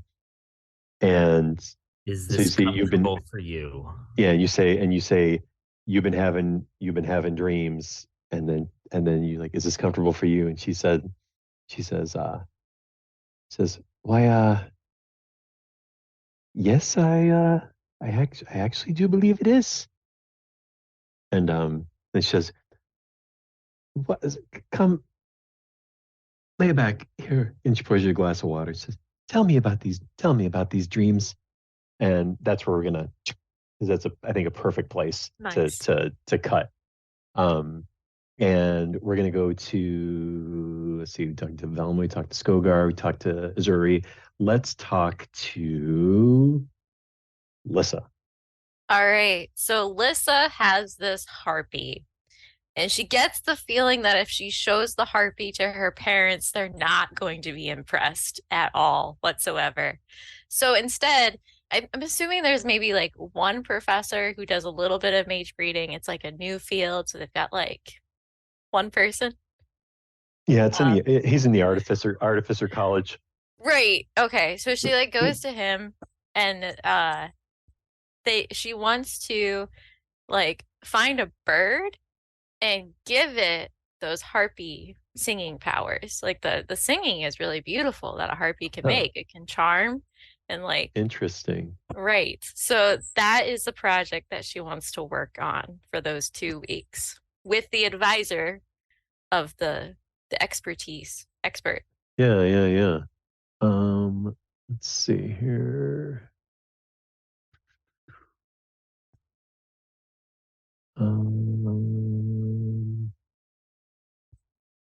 I'm looking for, I want to give you a name. So just give me a second and I'll give Mhm. you a name for this person. Because I think that's going to be, Yes. I think this is going to be something that Comes would back. be good to develop a little bit here. There we go. There it is. Okay. I'm not sharing anything. Good. Mm-mm. Um, yeah. Okay. I just got to figure out which one. Man, I came up with some really cool names for these guys. Um, oh yeah, here you go. So Oh, this nice. guy, Oh this yeah. guy is sweet. His name is Dr. Chance Breakstone. Nice. Yeah. He's been an artificer for quite a long time. One of his legs is completely mechanized. He's got, as well as one of his arms, he has a book that he keeps at his side where he keeps his most precious ideas and spells in. Um, his glasses allow him to see through different planes. Likes to carry lots of maps with him. He's just high end techie, high level, kick ass artificer, uh, doctorate, and it's like, well, maybe that's the principal, that's the dean. We don't want the Nice. dean. Trying to get the voice. Hold on. Like, so what is it you're thinking about doing here? Well, I think that if we took like a songbird and like it's already really good at song, but the harpy is better in a certain way, so we could make the songbird's song better. And that's the most simplest terms I can think of. I think it's a worthwhile cause to go after. I'm gonna have to have a think on this one, Les, for a little Mhm. for a little bit. Of course. Yeah, we don't want to rush into anything. But if we Uh, could have it done by Parents' Weekend, that would be great. that's a lofty ask, Well, I mean, I'm pretty good at this magic thing. but magic magic and mage breeding two very different things. You're right. You're right. You're right. Um, All right, so you ready? Here's your series of checks I need you to do. all right. First, I want an Arcana check. All right. All right. That one is a 13. It's, you're so these are so like if we think about these as like quick time events, right? And a montage, and there's like these moments where the check happens and then the dialogue occurs after the check to correspond to what your check was. Right. And so the doctor's like, Lissa, it's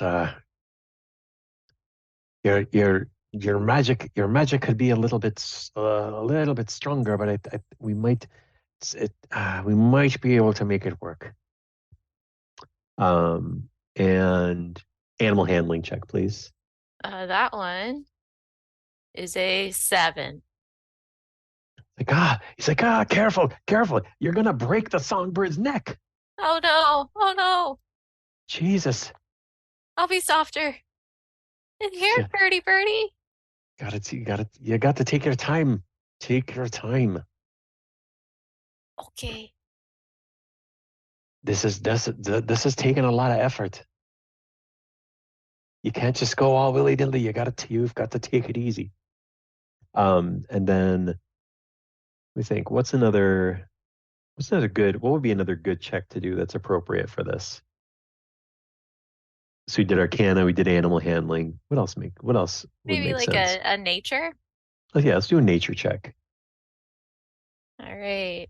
That one was a 14. Doctor's like, I think yes, you're making some progress. I think we're about there. It might not be.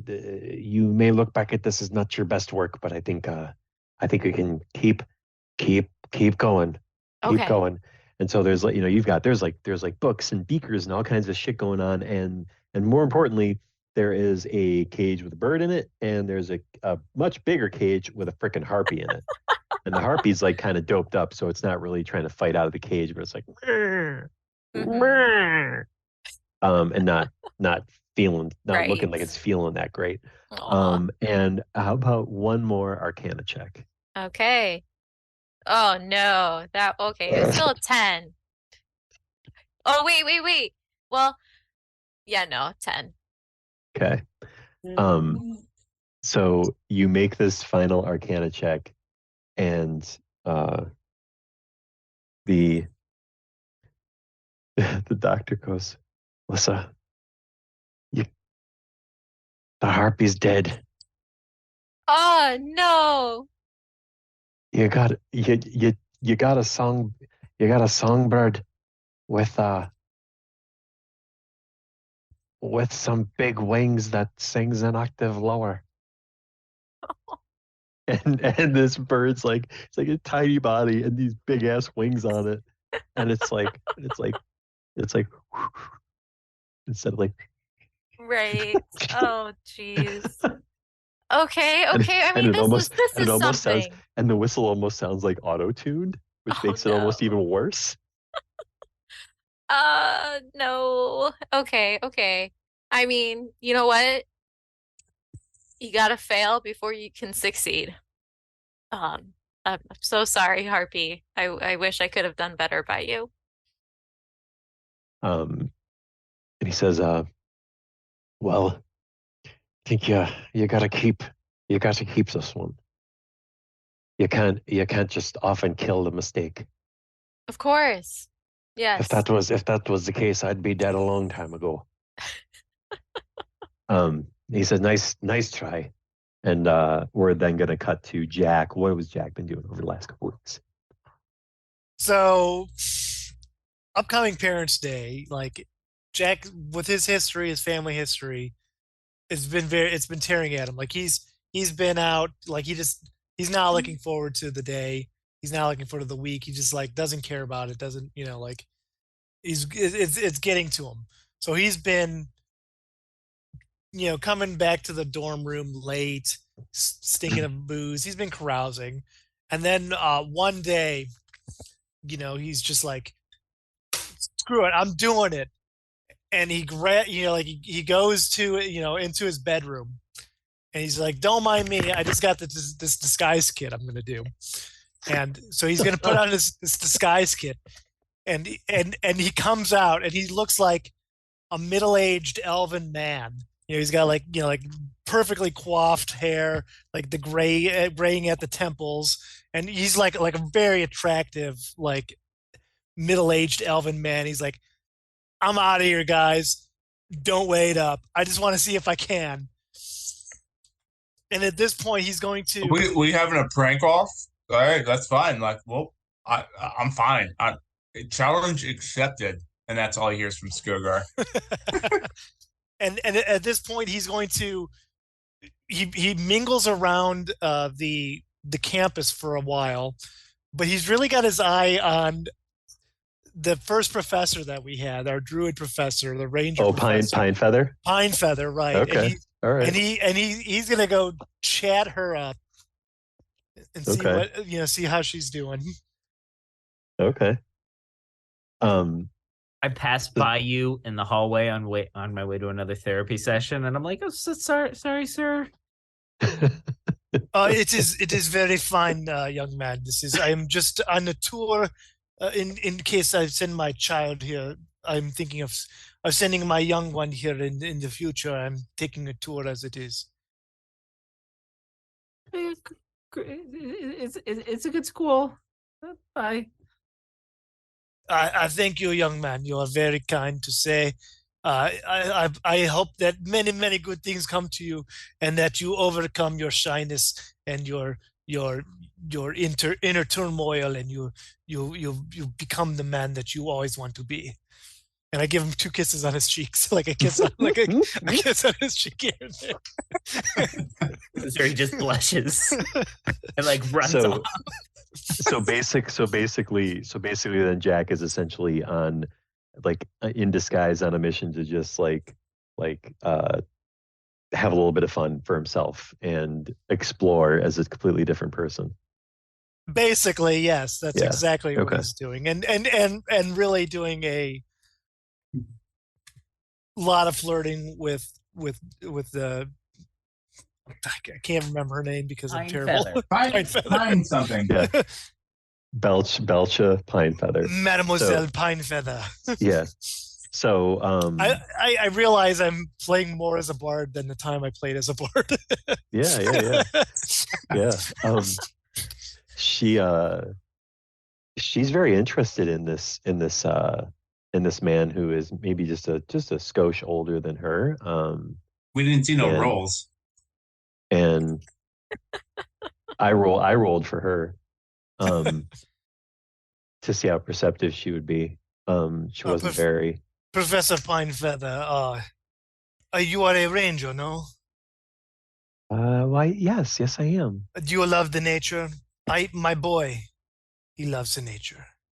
Yeah. What is your boy's name? His name is not important. What a strange name.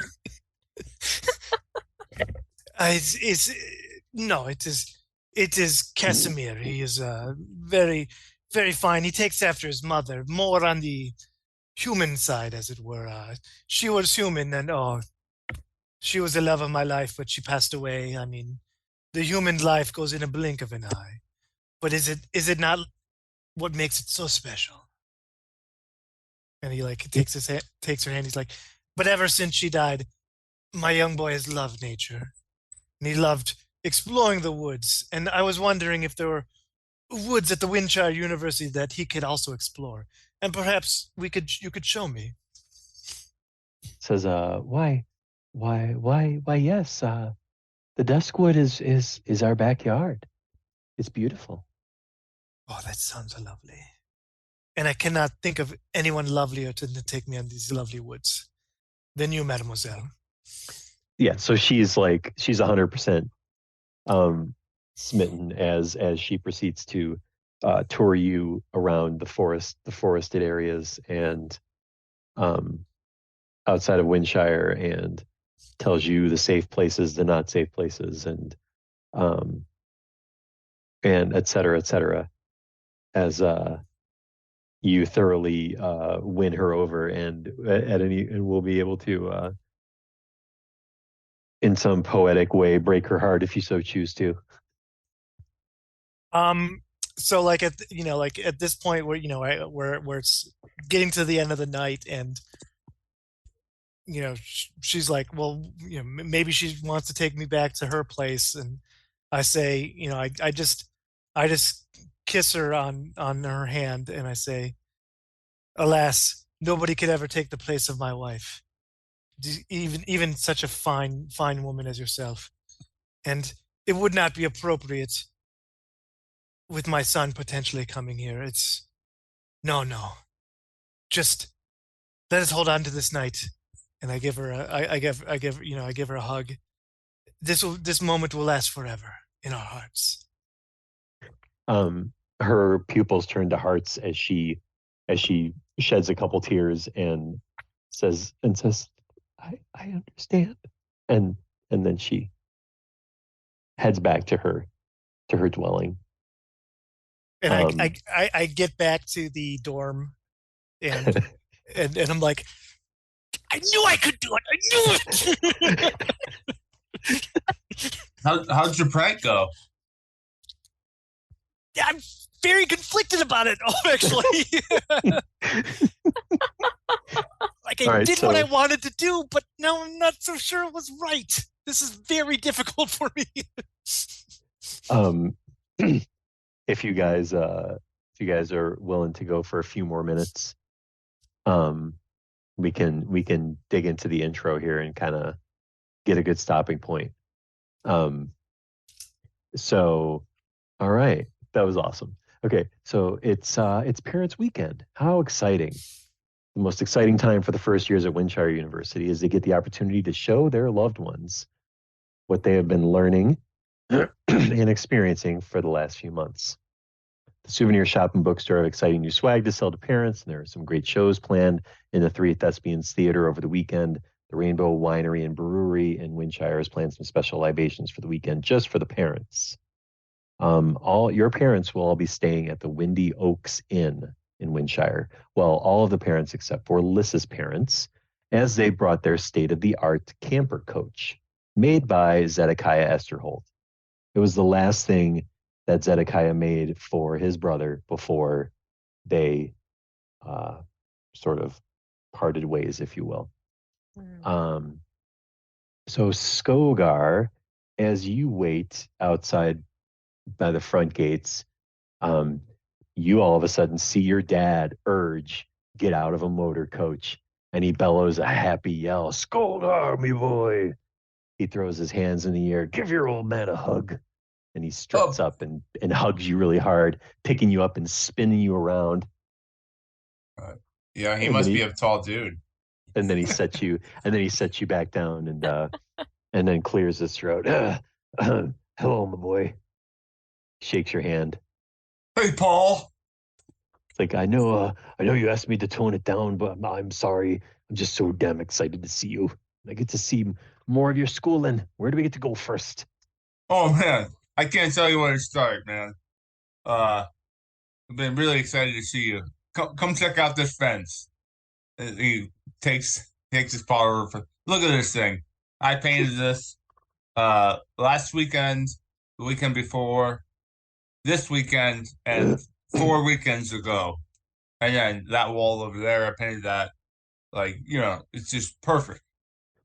He's like, he there's a nickname that he likes to call you from when you were a kid, and as you've gotten older, you're still not really a fan of it when fan of him doing it when you're in public around with other people around.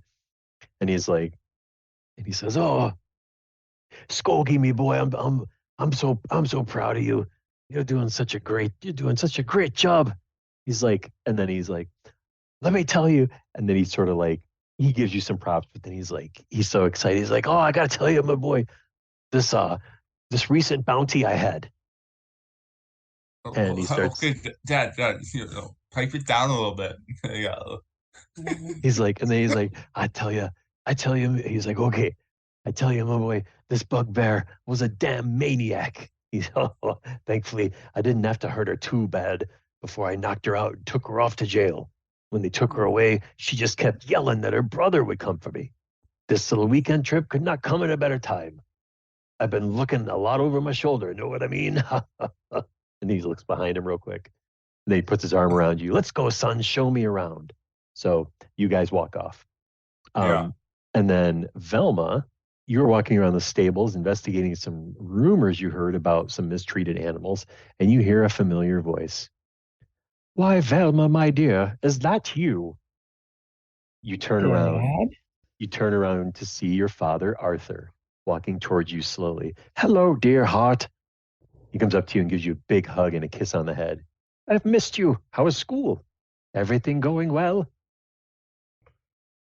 Dad, when you were like investigating and like writing stories, how did you? Let me just get right into it. How do you keep from stepping on people's toes? Everybody seems to get upset. Is that because I'm doing it wrong or because I'm on the right path? I think maybe you just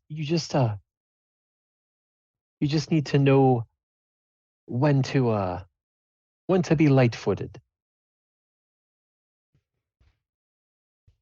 It's just that I get a clue, and I just follow that, and like we discussed this before, I guess. Everybody has secrets, and they don't like it. Well, How do you go light on that?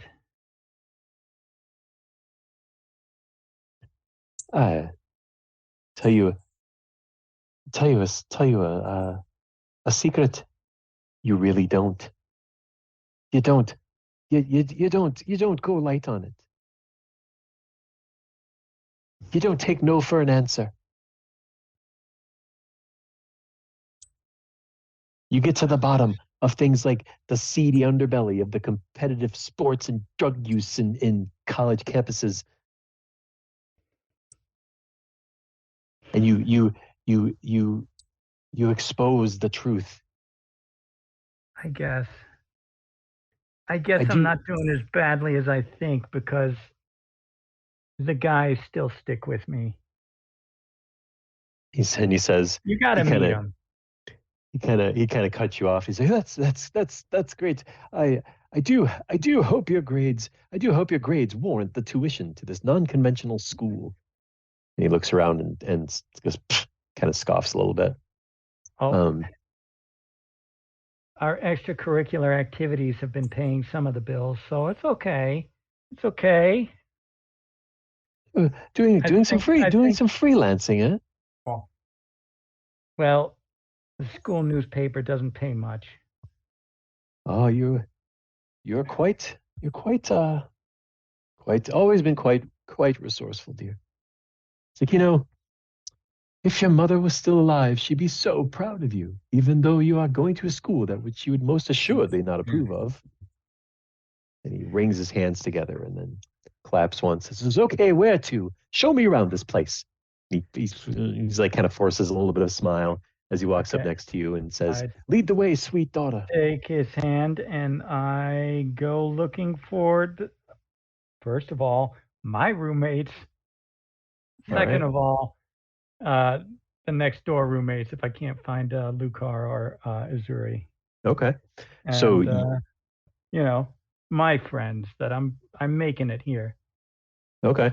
So as you head off to find them, we're gonna go to Jack, and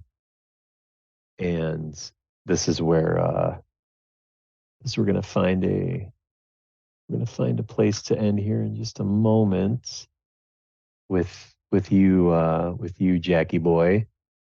I am looking for something here.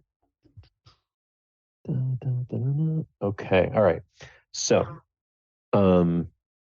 Jack, you've been kind of walking around. You had a really great time before Parents Weekend kicked in. Your senior classmates are meeting up with their parents, and you're like, man, like I just don't really have any family to come see me even really. It's kind of a bummer. So you're starting to take a stroll, like to go to Professor Pinefeather's office, and see how she's doing. See if she's feeling okay. And then in the distance, someone starts to yell your name. Jackie, Jack, my sweet boy, is that you? And you look up ahead, and about 30 feet away from you, you see an older woman waving her hands back and forth frantically with a big smile. And she heads towards you, walking as quickly as her elderly legs will allow. And it is then that you realize that your Grammy Griselda has come to see you. Grammy is here. And she rushes up to you, giving you a long, tight hug. Hello, my big boy. I'm so proud of you going to this school, taking classes. We're not doing this, please. No. your mom and dad would be so proud of you. They couldn't. They obviously they couldn't make it, so I came instead. You're not living in reality. We're not doing this. Not now. Not here. Not ever. No, we're not doing this. And You're gonna blow everything. Just go away. Go And away. then- You know I need this. Go away. Do not make this more difficult. and then she and then she's like, she stops and she looks at you wide-eyed and she starts to cry a little bit, and she's like, but Jackie, I've come such a long way. I even brought you a card. And she hands you a card in an envelope. Do you take it? Reluctantly, with a big sigh, I grab it. And I Okay. say, I will pay your long way back home tonight, right now. Um, And I'm like looking over my shoulder to see if any of my friends, my roommates, are at all within earshot, eye shot, any of it. Lissa, Ezuri, Velma. Perception checks, all of you. Ooh. Skogar, you're just hanging out. You're hanging out with your dad somewhere else, having a blast. I got Skogar and his dad 18. are having a classic game on Step on the Toes, and they're just playing a. Ow, ow, ow, ow. Okay, that's 4 to 5. Six. You got what? What did you get, Lissa? 18. Awesome. Velma, what did you get? 22. Fan-fucking-tastic. So the two of so Velma, you're with your dad. You happen to see Lissa. Lissa's like, oh hey, and you're like, you talking, you introduce her, your dad and all this. And as you turn the corner, you see Jack like, you gotta go. I'll pay your way back. I don't want you here. You're ruining everything. And then so Jack, I'm emailing you what's on the card. Cool. So you'll be able to look at that. And It's a bad time.